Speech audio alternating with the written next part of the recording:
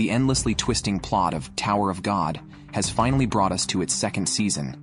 At the end of the last season, the protagonist, Bam, was betrayed by his beloved Rachel, who pushed him into the abyss of the sea, hoping to replace him and gain everyone's love. However, Bam did not die. He met a red-haired woman who told him that he possesses the omnipotent key that knows everything in the world and could become the savior and god of the tower. She offered to train him to reach the top of the tower if he wanted to know everything, but Bam firmly refused. He decided to find the answers himself and knew he must climb the tower. Bam returns with a new identity as Viole. Yuri, one of the Jihad princesses and the first to appear this season, has now obtained 2 sacred weapons after retrieving the green April from the lizard woman. Upon returning home, she faces mocking remarks from her sister. After a brief exchange, Yuri meets another sister to seek help in finding Bam. Believing that the man she values would not die so easily, her sister agrees to help, but in exchange, she asks Yuri for a favor. The deal is struck. Meanwhile, Bam officially returns in another guise. This is the 20th floor of the tower, where selected members allowed into the tower are chosen again. If they pass the test, they can move forward, but the test is more difficult and comes with a high fee. Unknowingly, this floor has become a dumping ground for those who give up climbing. Here, the E-rank selection test, also known as the Bridge to Heaven, is held. Only a few can pass this nearly insurmountable wall. Echen, who has fallen to the 20th floor for various reasons, refuses to believe in curses and vows to pass the test and become the king of the tower. Predictably, he fails spectacularly. The man determined to be the king of the tower is defeated instantly. Extremely frustrated, Echen blames others even while bathing. Suddenly, the curtain is pulled back by his creditor coming to collect debts. With no money to pay, Echen tries to escape naked but is quickly caught and pressed into the bathtub. The creditor knows everything about him, including his failed test, and demands repayment of the exam fee with interest. Unable to repay even if he worked for 100 years, the creditor offers him another option: to participate in a full-body slimming beauty treatment, which is essentially organ trading. Ultimately, under duress, Echen signs his name. Just as the food I ordered earlier was delivered, the creditor uncle kindly paid for Echen. After all, Echen would repay him in full with his own efforts. At this moment, Echen was filled with regret. Had he known, he would have ordered his favorite sweet and sour pork. Now, he could only eat ramen here. The delivery girl had a similar story, burdened with debt from exam fees. However, the logo on the bracelet she wore suggested that her identity was not ordinary. After finishing the ramen, Echen returned the bowl. The delivery girl gave him a discount coupon, hoping he would pass his exams and order their ramen again. Promising to sneak in an extra egg, Echen accepted her kindness and promised her that if he became the king of the tower, he would definitely open a top-notch ramen shop for her. Having eaten his fill, Echen went to take another test. The first round was a 30-minute survival game, with a new participant entering every 3 minutes, determined by drawing lots. After 30 minutes, those remaining would advance to the next round, akin to a battle royale. Echen clenched an explosive ball, ready to rush in as soon as the door opened. But before he could act, a burly man flew in through the door. Only one participant was still standing inside. Echen thought he was doomed again, but he couldn't afford to lose here, or he'd really have all his organs sold. So, he bravely approached the long-haired man, kindly suggesting he conserve his energy for the next round, and introduced himself in a friendly way. Unfortunately, Bam was no longer naive. Reborn as Viole, he did not accept Echen's kindness, nor did he attack him. Instead, he silently sat down by the wall, ignoring everything Echen said. As the next person was about to enter, Echen prepared to act, but unexpectedly, it was a large double-door refrigerator. Luckily, this person didn't seem aggressive. Then a little girl came in, and the four sat together, none wanting to fight. The fifth person was a big sister known to the fourth little girl, who had fallen for the double door at first sight. Seeing this, Echen was stunned. How different this was from the exams he had taken before. The little girl told the big sister not to worry, as everyone was nice. Unable to sit still any longer, Echen stood up to play the villain, even though everyone was peaceful. The big sister immediately protected the little girl, while Echen, veiled in his sarcasm, meant to say, Don't trust those around you too much. Watch out for betrayal. After all, he had seen too mmany cases where someone, lucky to have friends help to reach the 20th floor, was abandoned by his companions once he became useless, which made the little girl cry. The child actually wanted to climb the tower just to see his parents. The older sister quickly hugged her younger sister to comfort her while glaring at Echen. The man with the double doors also silently expressed his dissatisfaction. At this moment, a combative young man, the last of their group, arrived. Seeing that the others had no intention of fighting, he thought they were conserving their energy. He turned to the older sister and the little sister, suggesting to the others that if the next round was a team battle, having women and children might be problematic. He proposed a vote to eliminate the two.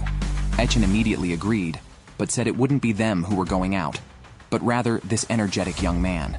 The sisters raised their hands in agreement, while the man with the double doors remained silent. Then Bam spoke up, stating there was no need because all of them would be leaving.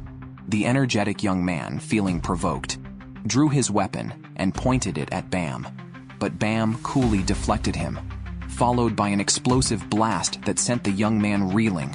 As he prepared to continue the attack, the man with the double doors intervened, reminding Bam that no one on the 20th floor would be easily defeated, so he should stop the pointless fight. Bam replied that it wasn't a fight since he planned to eliminate them all. As the young man refused Bam's offer of peace, the man with the double doors prepared to fight, only to be preempted by the energetic young man, causing chaos. Bam and the man with the double doors clashed, with the young man joining in, not targeting Bam, but angering the man with the double doors. The two fought again, but Bam would not let the home field be dominated by others, charging with a lightning attack that blasted both away.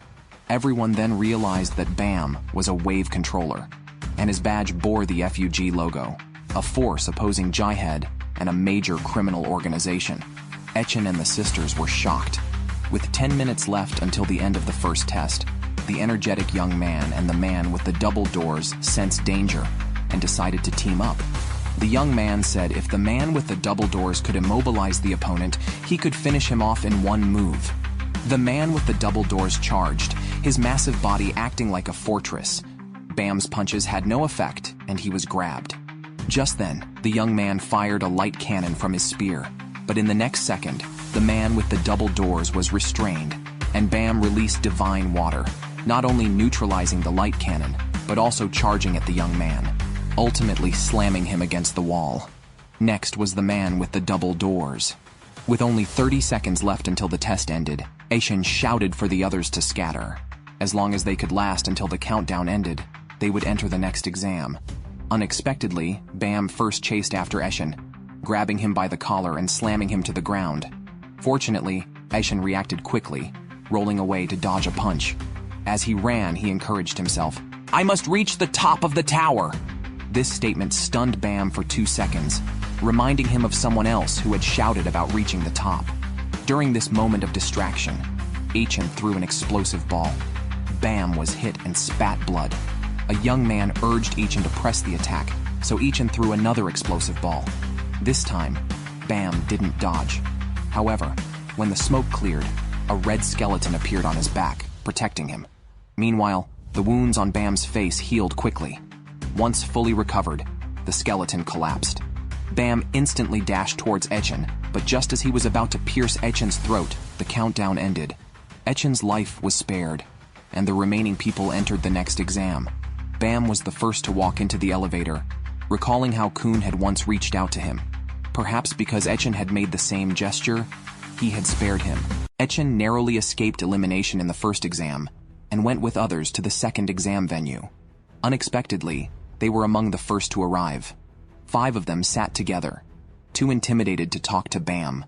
At that moment, a little girl distributed chocolate bars, and a spirited young man gestured for one, but was ignored. Even she gave one to Bam, but not to him. Bam accepted the chocolate from the little girl, surprising everyone. The older sister couldn't understand why the girl would do something so risky. The little sister explained that their parents had told them to be kind to lonely children. This reminded Bam of his goddess, Rachel, who had once told him a story about someone who loved stars so much that they built a high tower to be closer to them, ignoring others' ridicule. Eventually, they reached the stars and could live with them forever. but Bam had asked if that person would feel lonely. Rachel thought they certainly would, as they could only interact with the stars, without family or friends, despite the joy of being with others. More people gradually arrived, including the one who had given Echen ramen and the fire-breathing woman who had eliminated him in the first round of the last exam. Unfortunately, she didn't remember him. Her headband indicated she was from the Yeon family, one of the 10 great families. It was unclear why such a lady would end up on the 20th floor. Echen then spotted an acquaintance, his creditor, who greeted him and pointed out a young master, the president's son, who had reached this floor through his father's influence. Not only had the father bribed the examiner, but he had also hired a group of mercenaries to protect his son. One of these mercenaries, a formidable man, had reportedly beaten Hats, known as the right-arm demon. The fire-breathing woman was also a bodyguard for the young master, having fallen into debt after failing the last exam. The creditor, seeing an opportunity with the young master's bodyguards, had signed up for this selection without hesitation. He came to warn Echen to prepare for elimination, as the young master planned to eliminate everyone in the next exam. Just as he left, the examiner appeared and explained the content of the second exam, a physical enhancement ability test using a divine water detector. After enhancing their bodies with divine water and touching the device, the screen would display their scores and rankings. The examiner would select 8 candidates based on this test. Upon hearing this, Echen felt utterly defeated. Competing in strength was not his forte. Yet, the first name the examiner called was his. Echen had no choice but to give his best punch, but the result was disappointing. The stronger competitors hadn't even taken their turns, and he was already ranked 10th. Echen felt frustrated but powerless. Meanwhile, the young master, bored, decided to stir up trouble by betting with his subordinates. Whoever won first place in the test could claim Yua. If Yua herself won, she would regain her freedom. Confident in her abilities, Yua accepted the challenge. As the noise escalated, Horyang tried to intervene, but was harshly rebuked by the young master. In response, he punched the device and instantly took the lead. However, the next contender, Kirin Arm, doubled his score. Yihua was next, and even after slipping, she broke Kirin Arm's record, doubling the score again. She thought she'd regain her freedom, but the young master surpassed her record next. Echen grew more frustrated as he watched, but Han couldn't help but laugh, reminding him that Bam hadn't gone yet. Bam merely touched the crystal ball, unleashing a formidable power that skyrocketed his score to 130,000. The examiner noticed the emblem on his clothing, and after all tests, called only Bam, the top scorer. Seeing the outcome was fixed, Echen lost all hope and began crying with a little girl. Unexpectedly, the examiner announced that instead of choosing the top 8, Bam could select the remaining 7 candidates. The young master was shocked. Echen, usually reluctant to rely on others, didn't want to give up. Before Bam could choose, he stood up, loudly introduced himself, and even knelt before Bam, promising to do anything, even bark like a dog. The others were stunned by his desperation. Even Han knelt down, shedding his cool demeanor and sharing a sad story about his waiting daughter. Echen stood up and accused him of lying. Then Horyang also knelt, needing to find someone important. The little girl hugged Bam, crying, and begging to be taken with him to see her parents. Amidst the chaos, Yihua, maintaining her dignity, suggested Bam select based on strength, ensuring her inclusion. Echen grew more anxious and began disparaging everyone. Unfortunately, his efforts were futile. Bam had already decided not to choose anyone and asked the examiner to eliminate everyone. The examiner reminded him that the next test required forming teams. Bam stated that no one there was fit to be his partner, and he refused to select anyone unqualified. Yua grew increasingly angry, thinking Bam was either a fraud or had a case of Shunabu. However, Bam was actually one of FUG's candidate assassins, tasked with killing Jaihead and his family, which is why he couldn't team up with them. The examiner, unwilling to give up, challenged Bam to a game. If Bam won, he could participate in the next test alone. If the examiner won, Bam would have to choose teammates according to the rules. Thus, the second test was temporarily stalled, and all candidates were sent to rest. Echen and the delivery girl happened to be in the same room, while Bam and Yihua shared another. Yihua mistakenly thought Bam was a girl and, not wanting to be left out, awkwardly tried to befriend him by inviting him to bathe together. Bam got up to go with her, but entered the men's bath, shocking Yihua so much that she dropped her clothes. Inside, Echen was searching for something and was surprised to find the ring with G-Head's emblem in Bam's possession, who claimed to have found it on the floor. Echen tried to bluff his way through the encounter, but Bam simply returned the ring to him without further comment. Meanwhile, the examiner met with the chief examiner and refused to change his decision, insisting that Fug must be executed. Echen is sharing a room with a girl, and yet he's bored. He can't fall asleep so early. The delivery girl then pulls out a small box from the drawer. Meanwhile, in the supervisor's examination room, the chief examiner reminds the other examiners not to let personal grievances affect their treatment of Bam, a member of the Fug organization. However, the stubborn young boy refuses to listen, even as his chubby face is nearly pulled off. Things aren't calm in Bam and Yihua's room either. Yihua has discovered that Bam is a boy and is now worried he might make unwelcome advances. Bam straightforwardly states, "I am not interested in your body," which only makes Yihua angrier. Back with Echen, he calls Han and Horyang together and plans to invite Mana and Goseng to play a card game. Just then, Mana is offered candy by an elderly lady, whom Han suspects of not being trustworthy. After questioning her sternly, the lady, who says she works at an orphanage and took a liking to Mana, is frightened away by Han's demand to keep her hands off Mana and leave. Han then warns Mana not to eat the candy from the stranger, though he himself does not appear trustworthy, having previously mentioned eliminating women first. Terrified, Mana starts to cry, just as Goseng returns with drinks, and they all go to play cards in the room. After a few games, Mana and Horyang go to sleep, but the others continue playing. Goseng can't help but feel that leaving together and living happily could be a possibility, a thought that resonates with everyone. Later that night, Echen confides in Nia that they must pass the exam to enjoy sweet and sour pork using the coupon Nia had given him. Just as they try to sleep, the communicator in the room goes off. The examiner announces that the exam starts now. The next exam is called the Trustworthy Room. The task involves ensuring more than 7 teammates and 6 rooms. Each room must appoint a leader and a gatekeeper using a remote control. The leader can enhance the team's ability to seize rooms. Any teammate or room seized will be transferred to the leader, while the room's ownership goes to the gatekeeper. Rooms can only be seized from the gatekeeper.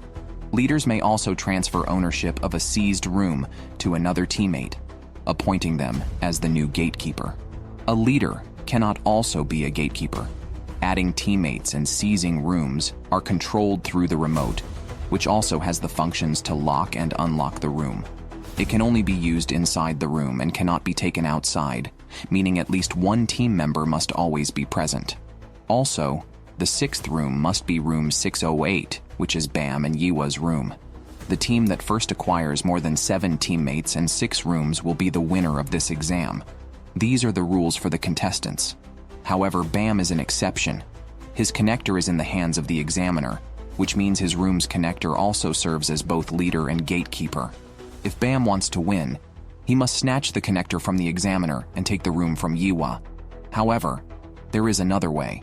If the number of contestants drops below 7, Bam automatically wins. After the examiner explains the rules, the exam begins immediately. Contestants in each room begin to strategize. Goseng and Mana, being the weakest team, plan to form alliances with others. Goseng leaves Mana in the room, instructing her not to open the door for anyone but him, then goes out to find allies. The young master is paired with his strongest bodyguard, but he does not trust him. When hiding the remote, he specifically asks the bodyguard to close his eyes and leaves him to open the door. Meanwhile, Yihua, holding the remote, confronts Bam. She does not understand Bam's choice. She believes that if they simply followed the examiner's directive to select 7 people to advance, there wouldn't be so many complications. However, Bam argues that not everyone can be happy, only certain individuals can be. After saying this, he asks Yihua to give him the remote. Naturally, Yihua is not willing to hand it over so easily, but before she can use her powerful move, she is immobilized. Bam takes the remote and leaves the room. As soon as he opens the door, he encounters the young master, who is also immobilized before he can finish his harsh words. Bam doesn't even bother to engage with him. Han and Horyang are deciding who should be the leader and who the gatekeeper. Ultimately, Horyang steps back, knowing Han is worried about Mana, and lets him do what he wants. Han initially does not want to accept this kindness, but when he hears noises from Mana's room, he immediately rushes over, telling Mana to open the door and assuring her that he is not there to take the room. However, there is no response inside, and he becomes frantic, banging on the door, haunted by memories of his daughter being taken away. Could he be experiencing the same feeling again? Fortunately, Mana finally speaks up. She has been hiding under the covers, terrified because her sister had instructed her never to open the door to anyone, including the lady who came earlier. Han is somewhat relieved by this, but when Mana says he is even worse than the lady, he is angered, remembering how he entered the exam intending to eliminate Mana and Goseng, looking fierce. Mana's parents had told her to stay away from such vicious people, but she is too scared and hopes Han will stay outside with her. Surprisingly, Han agrees, despite complaining about why such a frightened girl would even attempt to climb the tower. Mana brought up her parents again, saying that they told her climbing the tower would make someone great. She then questioned Han about his reasons for climbing. Before Han could respond, the old lady reappeared, saw Han about to attack her, and quickly clarified she meant no harm. She even invited Han to collaborate with her to ambush others passing by, revealing her true nature. After all, how could someone who spoke of reducing the misfortunes of others wear so many lavish rings? They soon started fighting. Mana, overhearing the commotion outside, became even more frightened. Meanwhile, Echen and Nia were hiding in their room until Goseng came to find them. He gave them his connector as a sign of his commitment to forming an alliance. Goseng knew he was only there by luck and lacked true strength. He had even planned to give up this time. However, after meeting Echen, he changed his mind, wanting to climb the tower together and entrust his fate to Echen. Echen was surprised to find himself becoming someone else's belief. The three of them chatted amicably in the room while the young master, freed from immobilization, cursed as he moved to another room, but was stopped by Echen's creditor, who mentioned that he had just seen the bodyguard dead. Echen then returned to their room with Goseng. At the entrance, Han had the old lady tightly bound and was playing word games with Mana inside. With Goseng's return, Mana felt safe to open the door. It seemed they had no choice but to team up. They discussed what actions Bam might take. Han believed Bam would directly confront the examiner. Goseng mentioned seeing Bam in the corridor earlier, while the young master insisted that Bam had killed his bodyguard and was set on seeking revenge. At that moment, two strangers burst into their room, offering to become the young master's companions. At the same time, Bam, as expected, arrived in front of the examiner. The examiner, aware of the intelligence from F-Yug, revealed that Galaga, who had recently become an assassin, was taking the test with a special mission from F-Yug. The mission was to kill specific candidates during the test, and to either help one of these candidates pass or eliminate all other candidates, ensuring only his own qualification. Such actions disregarded the rules of the test, prompting the examiner to vow to eliminate them all. However, he was willing to give Bam an opportunity and demonstrated a device nearby. Bam was to catch a connector launched by a pitching machine before it could be intercepted by a glove on the other side. He would be given only 3 chances. If he failed to catch it even once, he would be directly eliminated. If he quit midway, he would be allowed to join the subsequent tests alongside the winners. During this, the examiner would interfere and might even accidentally kill him. Nevertheless, Bam insisted on taking the test. Soon, the connector was launched. Bam immediately immobilized it and was about to grab it when the examiner rushed up and kicked the connector away. Then came the second ball.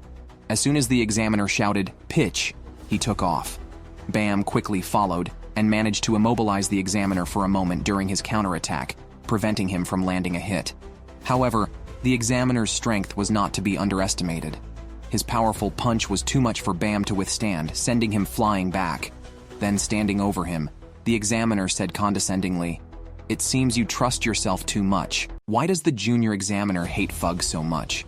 It's because his parents were killed by this organization. So now, he is essentially taking personal revenge." He asked Bam why he joined Fug, and Bam replied that there's someone he wants to meet at the top. Whether it's for revenge or not, he won't know until he meets them. Meanwhile, Yiwa is alone in her room when someone claiming to be from the young master's subordinate knocks on her door. As soon as she opens it, the person takes over her body. After hearing Lurker's words, the young master returns to his room to check the situation, but is ambushed by a bodyguard pretending to be dead. It turns out the bodyguard and Lurker had been secretly collaborating, planning to take this opportunity to kill the young master. Elsewhere, Echen and his team have seized 5 rooms. All they need to do now is take Bam and Yihua's rooms to win. Before setting out, Echen calls Nia, who stayed in the room, but hears Lurker's voice instead. Nia betrays Echen, opening the door for Lurker. She did this out of desperation, just to protect someone. When she first came to the 20th floor, she was abandoned by her tower-climbing companions and was taken in by an elderly woman. Since then, Nia decided to stay and help the grandmother. But since Lurker and his group arrived, they haven't had a day of peace. Lurker told her that eliminating other candidates could erase her debts. Lurker was resolved to help the grandmother, but meeting Echen gave her the idea of climbing the tower again. Yet she could never leave the grandmother behind and had to make this choice. Nia cries and apologizes to Echen, who knows she is fighting to protect someone important to her and doesn't blame her, even calling her a true hero.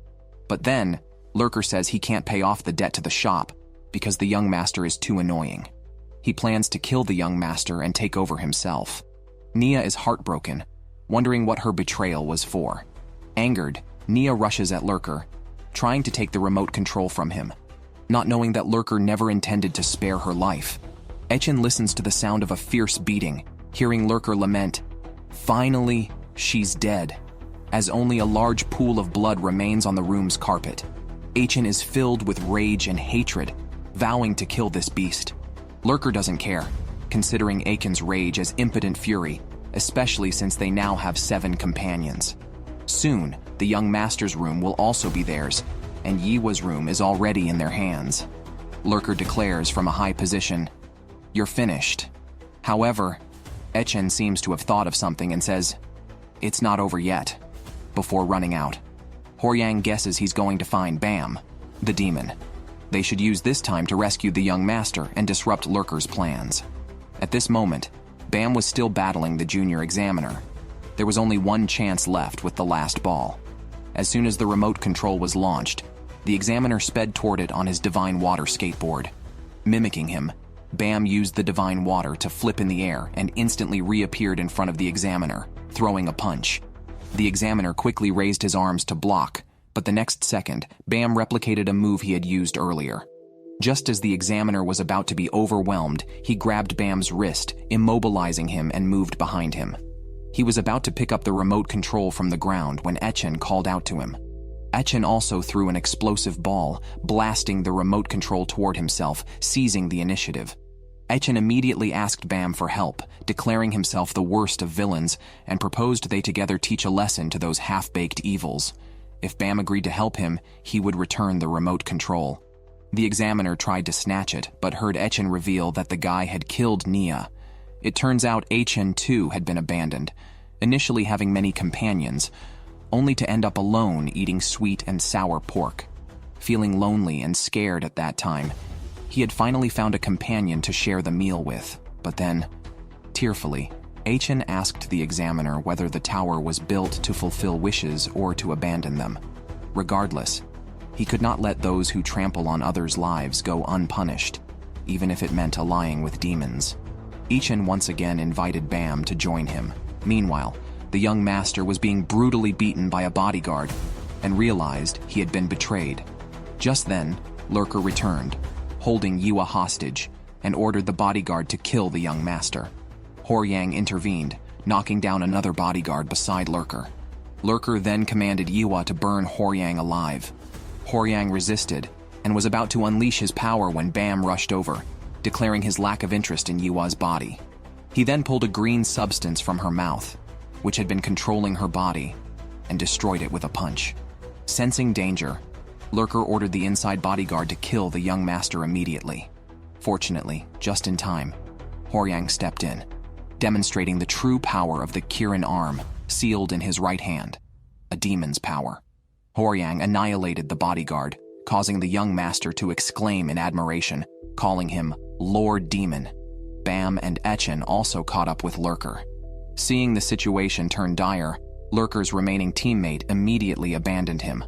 Lurker then questioned Achen, asking if he brought Bam along to die together. As he raised his arm, Achen kicked it fiercely. Achen had already noticed that Lurker was manipulating the divine water using a water tank in his pocket, and he told Lurker that he was now receiving his punishment. Achen then stomped hard on his arm, stating this was not his revenge, but vengeance for those tortured by Lurker, including Nia. Achen conjured a weapon from the divine water. Realizing he could not escape, Lurker laughed, questioning the difference between murder and justice, claiming they were all justifying their actions in the name of revenge or divine retribution. Achen shouted that he was nothing like Lurker, who retorted that it was all the fault of the damn president. Lurker shared that, like Achen, he had borrowed money to climb the tower and had accrued a massive debt, forcing him to abandon his climb and take this conscience-straining job. The president had asked him to guard his son, who was about to climb the tower, and Lurker was infuriated by the president's manipulation of dreams and talk of love.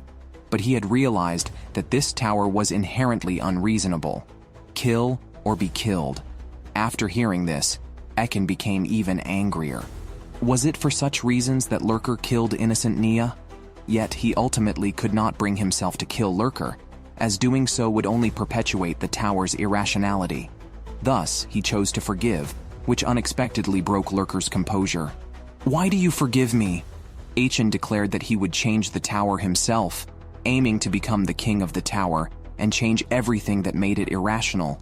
He urged Lurker to live well for Nia's sake, then handed the remote control to Bam. The broadcast immediately announced the exam's passers, excluding Bam and Achen's group, which included Yiwa and the young master, totaling 8 people. As soon as the exam ended, the junior examiner apologized to the chief examiner, who did not blame him.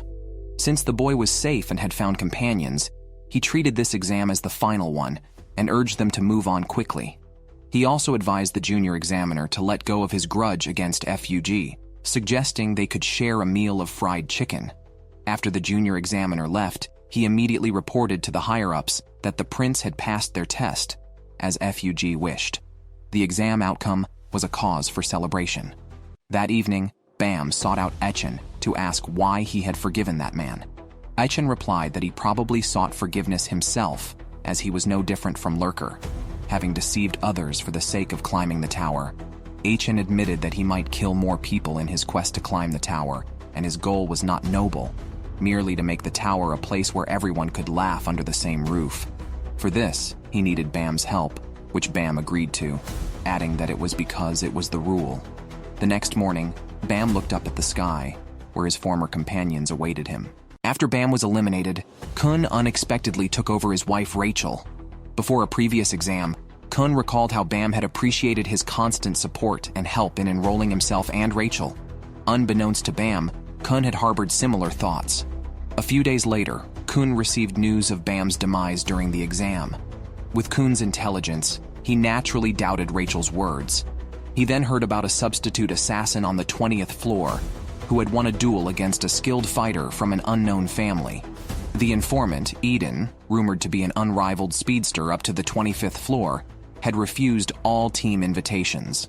Khun now offered an olive branch, proposing a bet with Eden to see if he could catch him. If Khun won, Eden would join his team. If Eden won, he would receive a large floating stone. Before starting, Khun told Eden that everyone in the cafe was hired by him, provoking Eden, who then grabbed the floating stone and ran towards an emergency exit which was unexpectedly locked. Khun was already behind him. The cafe staff were not actually hired by him, just a ruse to make Eden use the emergency exit. Unfazed, Eden boasted of his superior speed, escaping through the front door, casually telling the waitress to charge the blue-haired man. The next moment, he was sedated by a dart. Khun picked up the floating stone and took the unconscious Eden back to the base. Upstairs, Khun and Rachel exchanged gentle greetings. Upon waking, Eden found himself next to a muscular man, Rupi, who claimed to be Khun's partner and explained this was their team's dorm. Despite his lack of intelligence, Eden honored the bet and joined the team. Rupi introduced him to the others and advised caution as no one here was easy to provoke. Curious, Eden asked about Khun's reason for climbing the tower and learned of Rachel's inability to walk, Khun was determined to take her to the tower's top, hence the recruitment of strong partners. Mistaking Rachel as Khun's wife, Eden was kindly warned by Rupi never to say that in front of Khun, or he might lose his fingers. Rachel was putting on an act, claiming she had dreamt of Bam the previous night and couldn't forget how he vanished with a monster to save her. Khun comforted her by caressing her face, saying Bam wouldn't want to see her cry. Rachel then hugged Khun tightly, although he did not hug her back, but simply smiled and told her she could rely on him anytime and that they would soon climb the tower again. He advised her to rest well. Once he left the room, Rachel immediately changed her expression and walked normally, revealing her legs were fine. Khun knew this and quickly washed his hands after leaving, fearing she had dirtied him. He was certain she had killed Bam. Rachel had returned alone with the news of Bam's death during a fight with a monster. Khun didn't trust her. The proctor had secretly called a doctor to heal her legs, but the doctor found nothing wrong with them. Rachel's deceit implicated her in Bam's death, whether willingly or coerced. Khun shared this information only with Shibisu, fearing it could split the team Bam wanted to protect. Khun planned for Shibisu to lead the team up the tower while he dealt with Rachel, leaving the dirty work to the cruelest among them. Meanwhile, the other team members weren't surprised by Eden's arrival. Some joined to meet Princess Andorsi, as she and Khun were classmates from the second floor tests, and like partners, might climb the tower together someday. Hearing about potential strong additions to the team, Eden felt less opposed. However, a battle was necessary to determine their order. Eden was confident, challenging them to show their strength. Immediately, 3 members forfeited, and Eden was quickly defeated, leaving only Rupi and Khun. Rupi had wanted to use the newcomer's arrival as a pretext to challenge Khun, but had never won before, and this time was no different. Finally, everyone returned to their rooms wearing t-shirts with their numbers. Rupi's shirt revealing his abs, perhaps due to a purposely wrong size. Khun then announced he had applied for the test, planning to climb the tower in a month to become the head of the Khun family. He promised great rewards to his team members, but required them to form a protective circle around Rachel, treating her well at all times, yet reminded them never to become emotionally involved or befriend her. This way, they could abandon her without hesitation when necessary, preferably disliking her because she had killed Khun's best friend. Meanwhile, Rachel burst into laughter looking out the window. Bam and his new teammates were getting along well. The 8 advancing teammates lived in the same house. Surprisingly, the young master and Mana hit it off. Yihua had just returned from gathering information from her family. Not seeing Bam, she asked about him and learned he had gone to the shopping district. She questioned Echen and Han for not accompanying him, wondering if they hadn't heard the rumors about him causing trouble there. However, they didn't believe Bam would do such a thing. The more they spent time with Bam, the more they realized what a good person he was. He even rented the house they were staying in and often cooked and cleaned with everyone. Yiwa, on the other hand, was not good at these tasks, and frustrated, ran to the shopping district to personally monitor Bam and expose his true nature. Upon arriving, she saw Bam enter a store and followed him inside. Unexpectedly, she walked into a robbery where the robber claimed to be Bam. After the store clerk scolded the imposter, the real Bam quickly subdued him. The clerk then noticed Yiwa and alerted Bam, "Your friend is here." Yiwa followed Bam to a store where she saw him talking with a mysterious redhead woman. Soon, a muscular man entered. Yiwa immediately assumed all 3 were members of Efug. They recognized her as a member of the Yan family from her hair accessory. Bam quickly spoke up for Yiwa, introducing her as his companion. The man named Shia smiled warmly, but Yiwa was unimpressed. She accused Bam of being a liar for hiding his contacts with Fug and called Shia a cheap, curly-haired old man, angering him enough to want to hit her.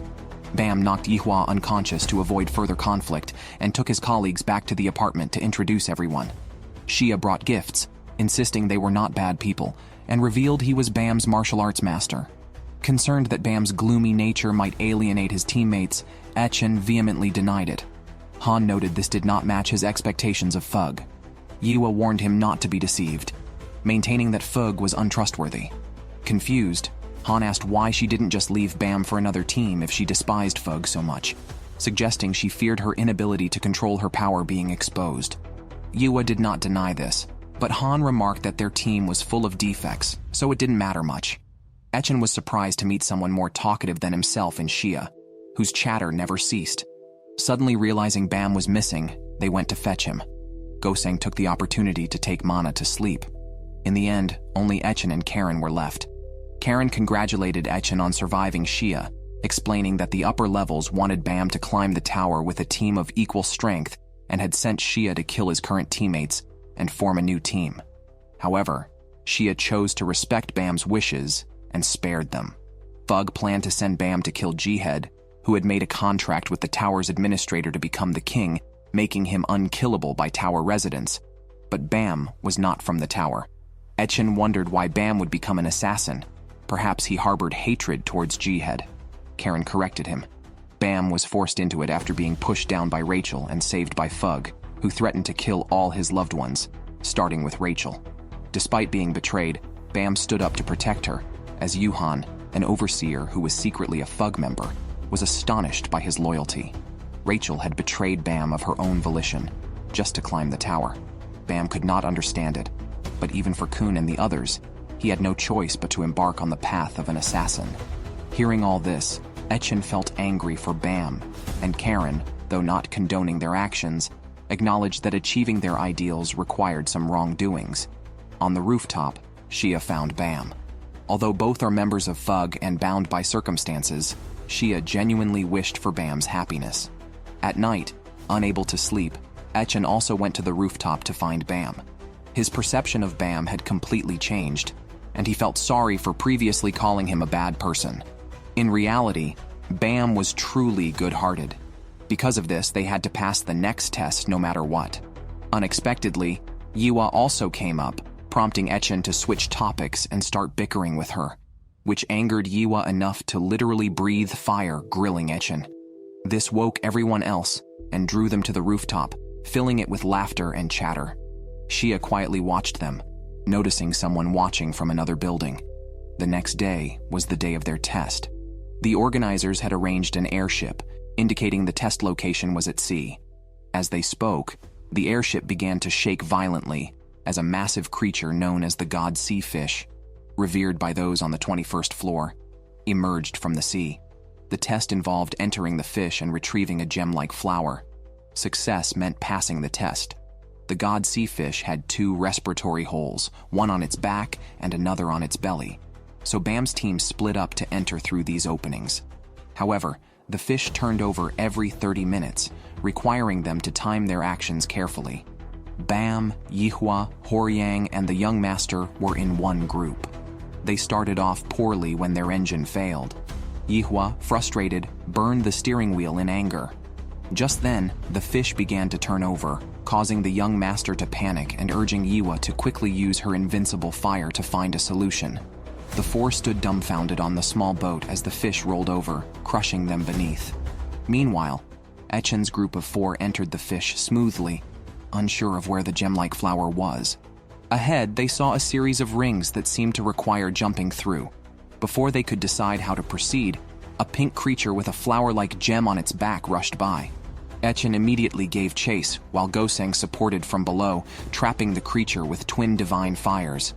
Han attempted to capture it, but it still managed to escape. Yihua and her team finally climbed onto the back of the god sea fish. Yihua, who arrived first, thought the other 3 had perished. Suddenly, Bam appeared behind her, apologizing for not dying. Horyang and the young master had already gone inside where they encountered a giant parasite. Fortunately, they cooperated and knocked it down with a punch. But the next second, another figure came crashing down. Not a parasite, but a person. Sensing danger, Horyang immediately told the young master to run. Etchen and his group followed the pink creature to a small hole. The creature went straight in, but only Mana could fit through the hole. Goseng worried about Mana going alone, fearing danger. However, Mana wanted to try because she didn't want to hold the team back anymore. Meanwhile, Horyang and the young master met a man who claimed to be one of the strongest beings in the tower. He complained about losing many experts and questioned why people were still being sent. Horyang explained they were not experts, but participants in a test to find a gem-like flower. The man realized they were also seeking the gem, but mentioned his efforts were hindered by the experts, leading him to kill anyone who entered. Perhaps too many had died. prompting the examiners to send participants as a pretext. It seemed these participants were at odds with the examiners. Therefore, the strong man decided to spare them. Just then, Bam arrived, and Horyang advised him to give up the test, acknowledging they were no match for this man. On Echen's side, Goseng waited at the hole's entrance for Mana. Echen and Han went to find another entrance. After walking some distance, Echen directly asked Bam if he was hiding something. Since meeting with Efug, Bam had become more serious about training. If it were the old Echen, he would not have let Mana take such a risk. Echen then revealed what he knew. They absolutely could not fail this test, or Bam's friends would die. Bam, however, did not give up on the test. He stepped forward with a determined look and prepared for battle. The man opposite finally showed his true form, ready to engage. While Bam and his team were inside the belly of the gigantic fish Jigaina for an exam, they encountered a strong warrior.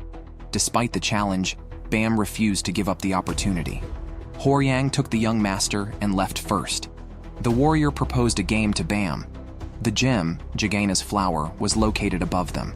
Once Jigaina turned over, they would fall towards it. If Bam could retrieve the flower before being caught, it would be his. If caught, his life would belong to the warrior. Horyang couldn't truly leave Bam behind. They had other companions on the other side. They planned to send Bam's location to everyone, urging them to converge and attack the warrior. The others quickly headed towards the location. As Jigaina was about to turn, the mysterious man boasted about his disinterest in becoming the king of the tower. He only wanted to go outside the tower to the boundless sky, a space billions of times larger and freer than the tower.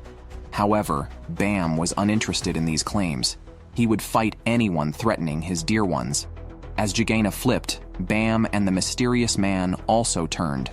At the last moment, the others arrived, and the game officially started. The young master led the attack, trapping the mysterious man with a triple domain. Horyang then threw a series of divine water punches, all dodged by the man who flashed in front of Horyang, grabbed his head, and threw him violently.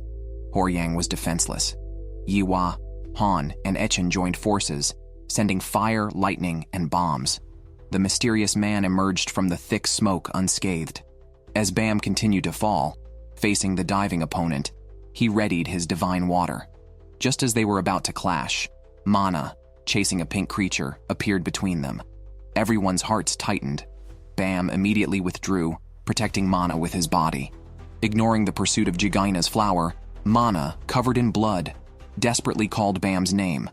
The man then grabbed the pink creature, declaring that he would give them Jigaina's flower as a reward for surviving before the strongest man. He left with the creature. Only then did Han notice the word on his back. He was the legendary Machinu. Machinu emerged from Jigaina's body and faced 3 experts charging at him. With a casual wave, he knocked them all down and stepped on the last one's head.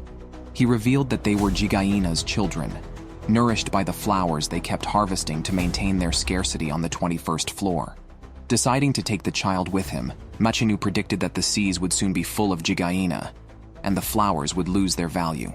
Upon returning, he handed the young Jigaina to a subordinate, instructing him to inform Yuri that he had acquired it. The subordinate pointed out a wound on Machinu's face, which made him realize that Bam was not just protecting the girl but had also caught his interest instantly. Meanwhile, Bam opened his eyes to the calls of his friends, remembering how he was saved by Fug and forced to become an assassin. He had to keep getting stronger to prevent being separated from his companions. At that moment, a red skeleton appeared on Bam's body and quickly healed his wounds. His friends took him back to the apartment and called Shia. Yiwa locked himself in his room upon returning because his family, the Yon, had also hidden the fact about Jigaina's children. Shia met with Echen, urging them to leave Bam to avoid future dangers. In return, Shia promised to protect their lives. Echen knew their group was only a burden to Bam's strength and shared this with the others. Despite their quarrels, no one wanted to leave because they all aspired to climb the tower with Bam, especially since he had chosen to save his companions in critical moments. Horyang spoke fairly, stating that the issue was not with Bam, but with their own realization. Meanwhile, Karen found the disheartened Yihua. After the Yan family scandal was exposed, they did not reflect, but instead offered a bounty for Jigaina's child.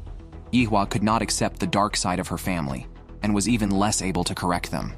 After Karen poked at her inner thoughts, Yihua decided to change herself and immediately went to blow up the kitchen.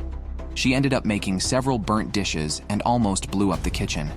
When Goseng and Mana asked her what happened, she declared her intention to follow the true path of an elite family, climb the tower, become a master, and correct all the mistakes of the 10 great families.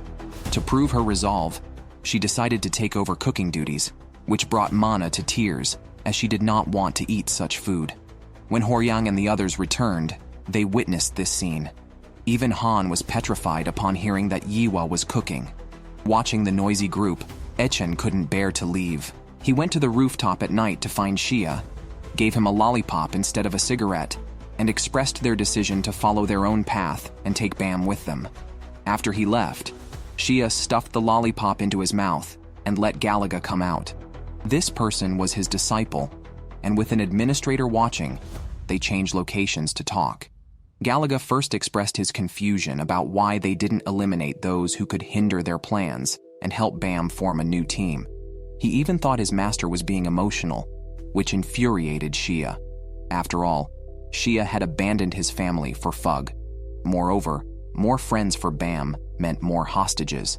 Xia asked Galaga to relay this message to the Senate and then invited him to dinner, which the disciple declined. After Galaga left Xia's sight, he immediately contacted his subordinates to find some trustworthy selectors to secretly monitor those people and kill them at any suspicious activity. Back at the apartment, everyone ate the meal Horyang made, and they sent Yihua to take care of Bam. The rest discussed how they could avoid being a burden to Bam. Echen went to see Karen alone, hoping she could tell him how to meet Bam's friends. Out of sympathy for Bam or other reasons, Karen actually revealed that there are workshops in the tower that specialize in making artifacts. Each floor has branches, but there are only 7 main stores, one of which is on the 30th floor. Every 5 years, they hold an artifact competition where selectors compete against each other. The winners receive artifacts made by the workshop, known as the Workshop Battle. The next one is in 2 years. If they can reach there in 2 years, they should be able to meet Bam's friends. Echen immediately resolved that they must go. AI has become so popular that it's even featured in the Tower of God. Emily, a chatbot popular among the selectors, is one such example. Users can chat with her and seek various kinds of information. Mana enjoys chatting with Emily, even asking her for tips on passing exams. Emily advises her to stay in her room and not leave. Grateful for the advice, Mana offers to answer any questions Emily might have. Surprisingly, Emily asks about methods of falling in love. Unfortunately, Mana, still a child, doesn't understand this. Yet, Emily has expressed her desire for a romantic relationship to multiple users. Even Eden from Khun's team is hooked on Emily, consulting her during exams and using her to pinpoint enemy locations. Meanwhile, Echen's team is also climbing the tower. The current test involves using a key to open a central treasure chest, with only one team claiming victory. As soon as the rules are announced, Mana starts typing to Emily, 2 years after being soundly defeated by a mysterious man. Now, as times have changed, Emily remains popular even in the information-sharing hubs of the lighthouse. While Mana is chatting, their opponent team approaches, and immediate action ensues. Mana acts as bait, luring the enemy into a trap with a holographic projection, leading them to an open area. Meanwhile, Echen's team is nowhere to be found as Han and Mana are above, with Goseng operating a cage that traps the enemy. Yihua then arrives and knocks out all 4 opponents in one move. Besides these 4, the Lighthouse Guardian has also been handled, but 2 dangerous foes head towards Echen. Fortunately, Bam has already arrived to assist. Khun, also in an exam and serving as a Lighthouse Guardian, oversees the situation and inquires about Rupee's status. Unaware of the enemy's location, they decide to invade the enemy camp quickly. Their enemies, capable of digging, pose a unique challenge. Just then, Eden, following Emily's advice, leads Quinlan to a tricky spot where they encounter an enemy mole. Both parties are stunned. Eden excitedly tells Quinlan how Emily was right, urging him to defeat the enemy. However, another giant creature emerges from the hole. Eden asks Quinlan to choose between the mole and the 4-eyed creature, but Quinlan opts for both, urging Eden to run. The 4-eyed creature wildly swings 4 swords, frustrating Quinlan, who quickly defeats the giant. The mole stands no chance. but Quinlan mentions another mole possibly reaching their cannon. If their team member presses the button to stop the cannon, they still win the test. Quinlan is unworried, confident in Eden's speed. The hole clearly connects to the starting point on the other side.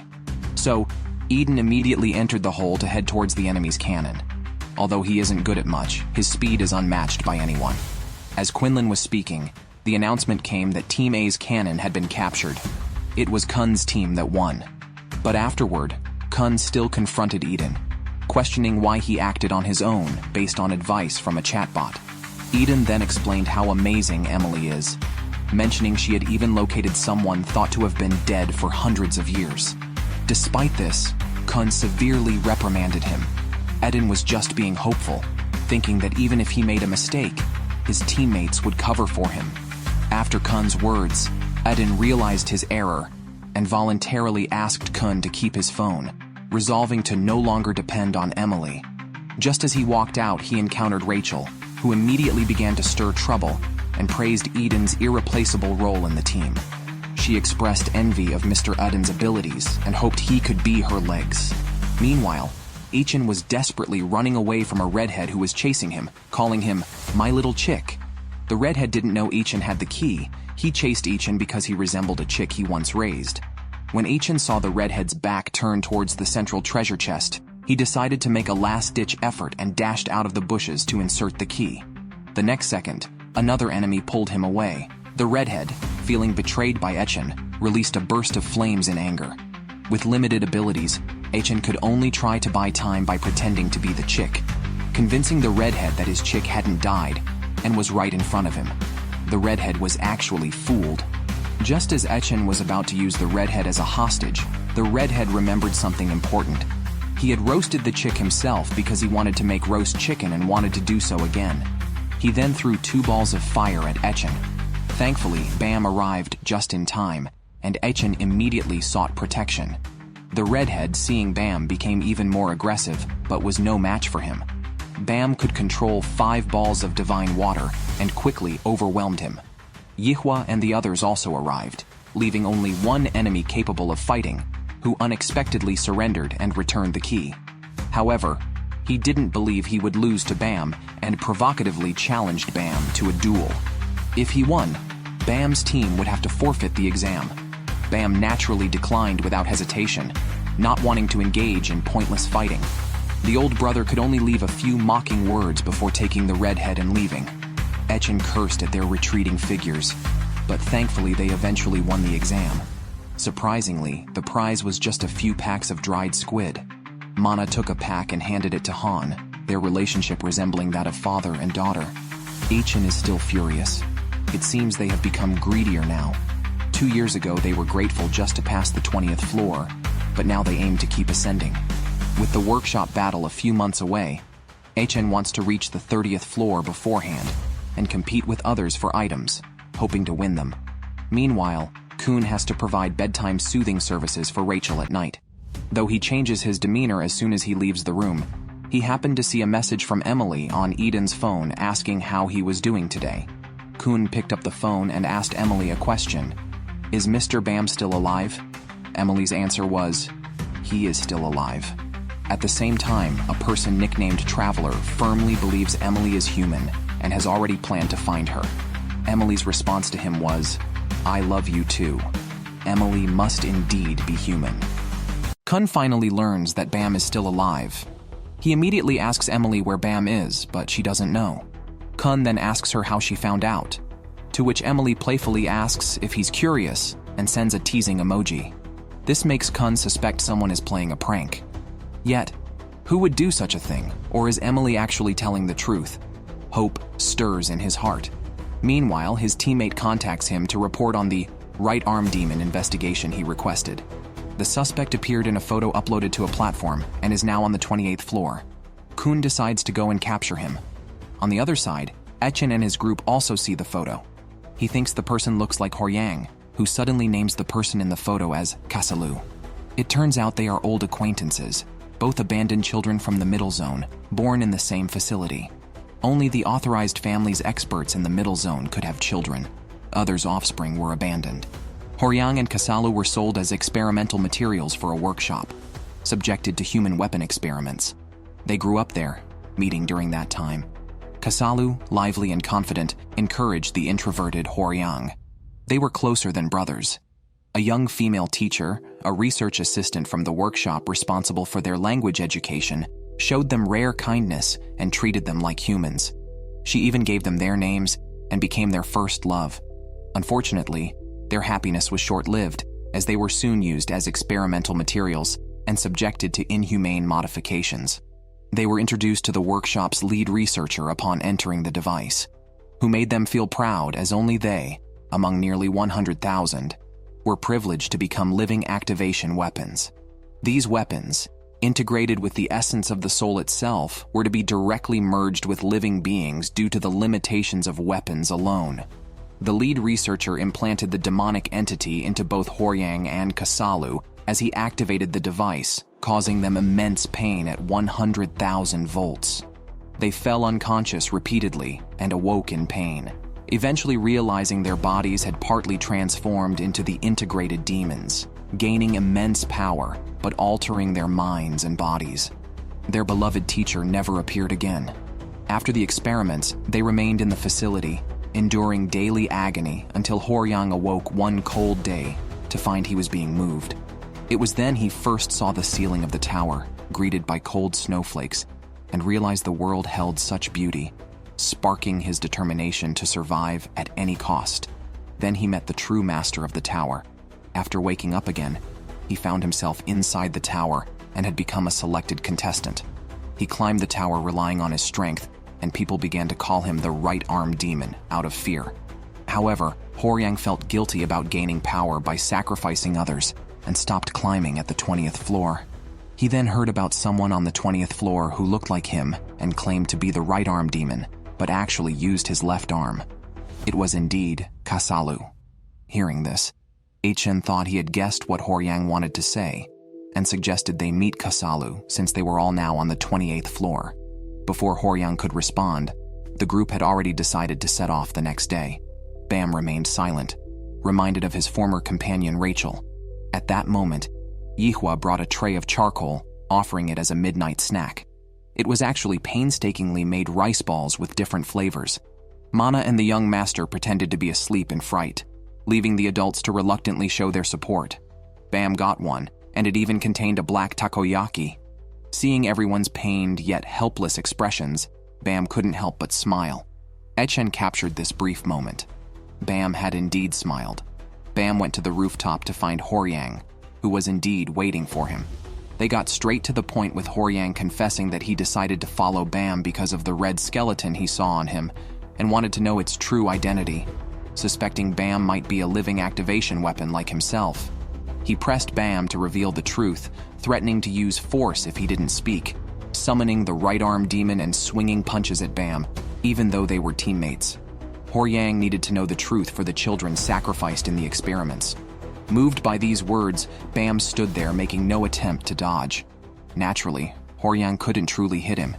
He just wanted to know the truth. Bam really didn't know.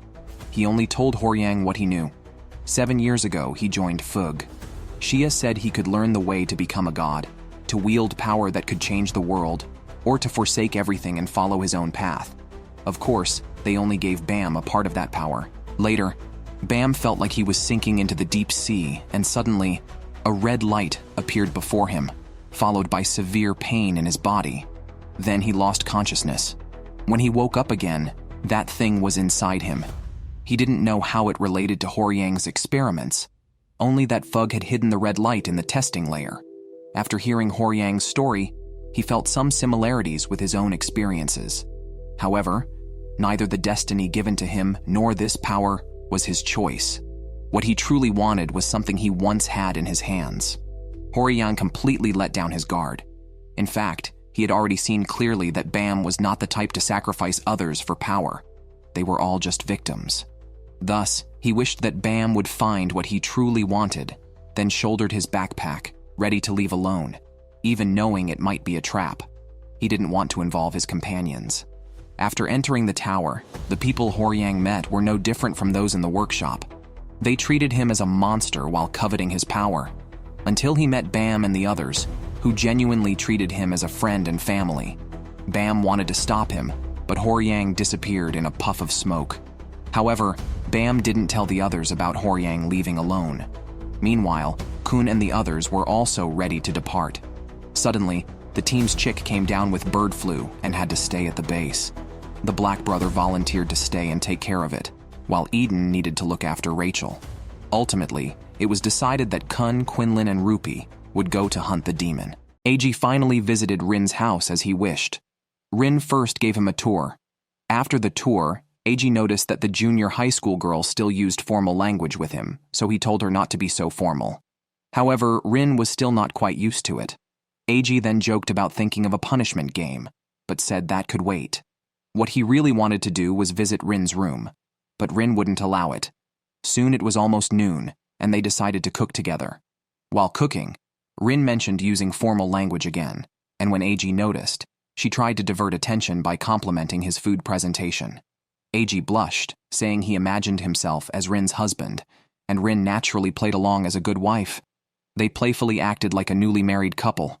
Rin wanted to make sauce, but they only had ingredients for a Western-style sauce. AG wanted both types, but Rin reassured him that they could make it next time. Then she tasted some sauce on her hand. AG wanted to taste it too, but Rin playfully turned into a little devil, scaring AG away. By evening, AG still hadn't left. Although Rin invited him to go out to see fireworks, he preferred to stay at home. Rin playfully insisted that she wanted her senior to see her in a yukata. AG couldn't refuse and was led by his girlfriend into her bedroom, as they could see the fireworks from her window without going outside. They sat on the bed in the dark, waiting for the fireworks. Rin leaned on AG's shoulder, and just as they were enjoying the moment, Rin's phone suddenly lit up. They separated quickly, fearing her parents might have come home early. Fortunately, it was Rin's best friend, returning with festival souvenirs. Rin wanted to continue their private time but couldn't leave her friend outside. She moved close to AG, intertwined their fingers, and kissed him gently. She had planned to wait for the fireworks, but now had to go downstairs prematurely to let her friend in. AG's expression showed that even without fireworks, the night was unforgettable. During the holidays, AG took a job delivering food. When his close friends found out, they immediately ordered from him. Knowing it was them, he joked about stealing some fries. The club president invited AG to come in and sit, but AG felt he could take a few more orders. His friends scolded him for not taking time off, making it impossible for them to hang out. AG was innocent, as he needed to save money. However, he couldn't resist his friends and took a break. Both wanted to go camping during the holidays. Although AG wanted to, he couldn't spend his hard-earned money on that, clearly saving for Rin. His friends, feeling left out, questioned why he was saving money. AG, blushing, said Rin's birthday was coming up. Since that's the case, the brothers should also support AG's work and let him buy another ice cream on his way. On the other hand, Rin looked at the clothes AG left at her house and couldn't resist wearing them like an obsessed fan. The next second, AG caught her in the act. Rin explained that the clothes had expressed a desire for her to wear them. AG played along, joking, "Little sister, can you actually hear what the clothes are saying?" He then started making up an ancient story, and Rin played along. After nearly a whole summer of effort, AG's summer thesis was still unfinished. He wished Rin was his classmate so she could help him with it. He then asked what play the drama club was performing for the cultural festival. Rin told him it was about two people who look alike but have opposite personalities switching lives and experiencing each other's school life. She handed him the script filled with her notes, and AG discovered that Tsundere-chan likes rabbits. As he read, AG felt unworthy of the attention from so many wonderful girls. Rin smiled warmly, saying, "We need to make everyone happy," and leaned across the table to face him. Rin's birthday was approaching, but AG hadn't decided on a gift yet. He thought Tsundere-chan would like something cute, maybe a Japanese dessert for Kudere-chan. As he pondered, AG suddenly realized it should be something Rin likes. On the first day of school, Rin's friends remarked on her improved beauty after the summer. A junior girl noticed the change in Rin's aura and asked if something happened during the vacation. The two seniors just smirked, saying it was too early for the little kitten to understand such things. Soon after school started, it was time for the sports festival. The drama club always prioritized the visual impact of their performances, so members ran in their costumes.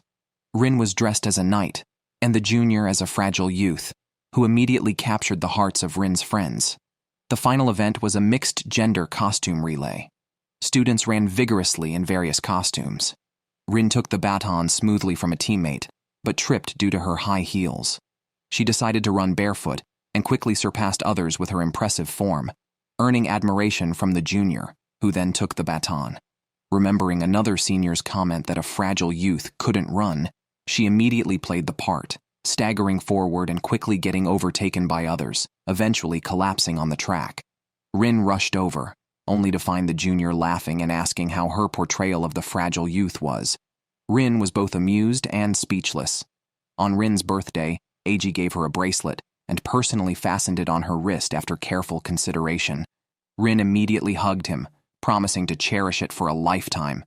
She quickly turned playful, asking for another love-filled gift next time. To her surprise, Eiji refused because he now had eyes only for one person.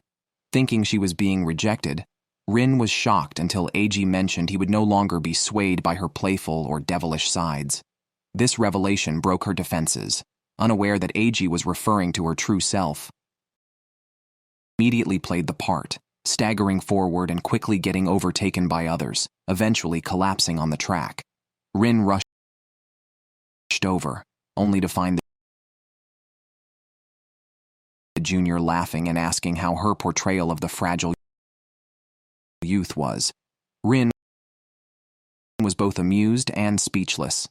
On Rin's birthday, Eiji gave her a bracelet and personally fastened it on her wrist after careful consideration.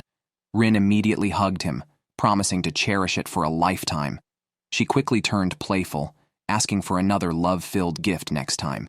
To her surprise, Eiji refused because he now had eyes only for one person. Thinking she was being rejected, Rin was shocked until Eiji mentioned he would no longer be swayed by her playful or devilish sides. This revelation broke her defenses, unaware that Eiji was referring to her true self. Immediately played the part, staggering forward and quickly getting overtaken by others, eventually collapsing on the track. Rin rushed over, only to find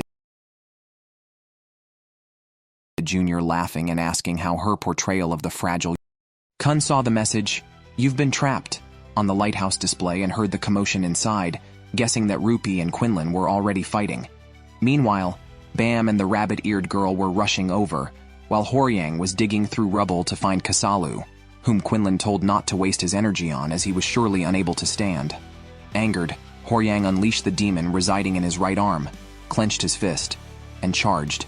Rupi quickly deployed a protective shield, not expecting Horyang's punch to be powerful enough to shatter it, forcing him to dodge continuously and circle behind Horyang, attempting to stop him. Quinlan seized the moment to throw a spear of light, but Horyang blocked it and both rushed at each other. Khun had been controlling the battle situation, but suddenly a female teammate's name appeared on the screen.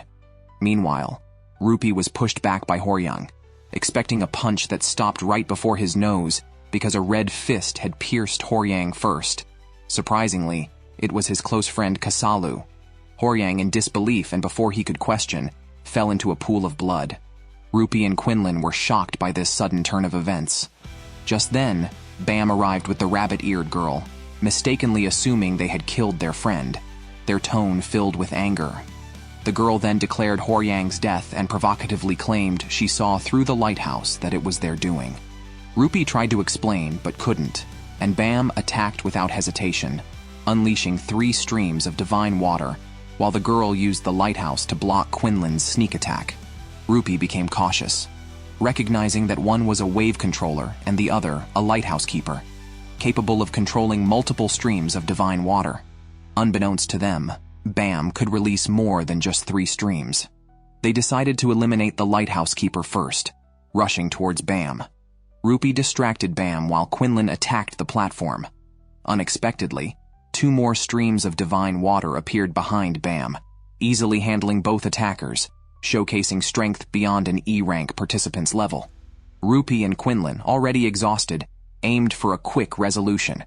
Rupi charged at Bam to halt his actions, but as they confronted each other, Quinlan unleashed lightning, only for the lighthouse to erect a barrier around Bam, blocking the attack. Then, divine water from behind Bam formed a barrage, shooting out and causing internal collapse, trapping Rupee and Quinlan. It seemed they were doomed. Bam approached, questioning why they killed Mr. Horyang, noting someone was waiting for him to come home. Because of them, the two would never see each other again. Rupee and Quinlan repeatedly denied involvement, insisting the real murderer was another right-arm demon inside. The rabbit-eared girl tried to stir the situation further when suddenly Khun entered, not recognizing Bam, though Bam recognized him. Khun wanted to run back to his teammates. However, the rabbit-eared girl suddenly pulled out a button and warned that if anyone took another step forward, everyone there would die. She had already placed bombs inside the giant hand. Bam then realized he might have been deceived. The nearby lighthouse signaled him not to act rashly, otherwise everyone would die. This was a message from Fug. Kasalu then stood up from the rubble, carrying Horyang. The lighthouse displayed a message. If you come with us, we will save this man. If not, you will lose two important friends. It turned out these two were with Fug. The rabbit-eared girl informed Khun that the person with her was Fug's reserve assassin. A few days ago, a mysterious person told her that someone who could become their god was about to arrive. Helping this person climb the tower would bring wealth and honor. The girl immediately understood the intent. They wanted them to help Bam eliminate anyone who might become an enemy of Fug in the future, specifically the strongest E-rank candidate, Khun. Thus, they planted a spy in Khun's team. By now, Khun had figured everything out. The information about the right-arm demon was all from those two teammates, aiming to deceive him and then kill him. Under these circumstances, Bam could not reveal his identity and openly stated his intent to kill Khun, setting a trap for him. However, he changed his mind, finding no pleasure in killing someone who fell for such a trap. Therefore, he decided to do nothing and just told Khun never to appear before him again. Sadly, Khun saw right through his poor acting. Realizing it was just meant to make him run away, Khun wanted to know the assassin's real purpose. A warm feeling passed through Bam's heart. He still admired Khun's intelligence, but he knew he could never reveal it. Suddenly, Rupee and Quinlan launched a surprise attack to seize the remote control, but were immobilized by Bam. Khun was momentarily stunned by this familiar move. Bam then agreed to go with the rabbit-eared girl and her group, warning that if they dared to play with his friends' lives again, they should not expect to survive. The girl was overjoyed and pressed the button without hesitation, and turned to Bam saying, "From now on, you are my god." The entire building began to shake violently, and the ground split rapidly, separating them. Khun watched as Bam and his group were enveloped by a giant golem. He remembered Emily saying that Bam was still alive. Could that man be Bam? On the other side, Khun's two traitorous teammates had taken control of the base. They had poisoned Jige and tied up Eden. When they revealed they were working for Fug, Eden couldn't understand why Fug would target Khun. The female teammate didn't care about these details. Infiltrating Khun's team had been easy as they were exactly the type of talent Khun needed. She freely shared these secrets because she had already decided to kill Eden as well. Unexpectedly, Rachel, who was in league with them, pleaded for Eden's life, wishing to make him their ally. She even wiped the blood off his face, proposing he become her legs. Eden laughed in disbelief, having seen through her venomous nature.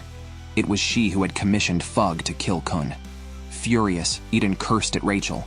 Without a word, Rachel pulled out a dagger and stabbed him over 100 times, feeling that someone so ignorant had no right to speak. She believed she had done nothing wrong.